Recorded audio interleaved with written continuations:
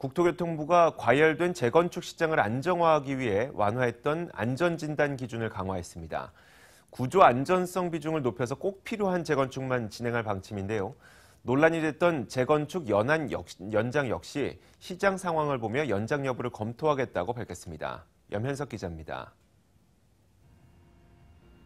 국토교통부가 부동산 경기 활성화를 위해 2015년 완화했던 재건축 안전진단 기준을 강화했습니다.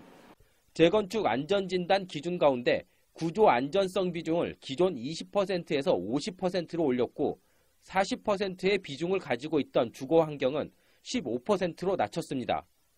주차장 부족 등 주거 환경 개선보다는 구조적 안전성에 초점을 맞춰 재건축 사업 제도의 취지를 살리겠다는 겁니다.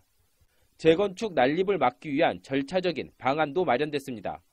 안전성에 결함이 없어도 재건축을 진행할 수 있는 조건부 재건축 판정을 받을 경우 앞으로는 시설관리공단 등 공공기관의 적정성 검토를 의무적으로 거쳐야 합니다. 이때 국토부는 안전성 위주로 꼼꼼히 살펴 재건축이 아닌 유지 보수 판정으로 유도할 방침입니다. 그동안 규제 완화를 통해서 안전진단이 사실상 형식적으로 운영이 되었습니다. 꼭 필요한 재건축 사업만 추진이 될 수 있도록 안전진단의 기준과 절차를 강화하게 되었습니다. 강화된 재건축 안전진단 규정은 지침과 시행령만 고치면 되기 때문에 이르면 3월 말 도입됩니다. 도입까지 한 달여밖에 남지 않아 시장에선 당장 재건축 대상 아파트들의 부정적인 영향을 줄 것으로 보고 있습니다. 단기적으로 볼 때는 안전진단 전 단계 재건축 단지들이 아무래도 이제 거래나 가격에 있어서 부정적인 영향을 줄 수밖에 없을 것 같고요.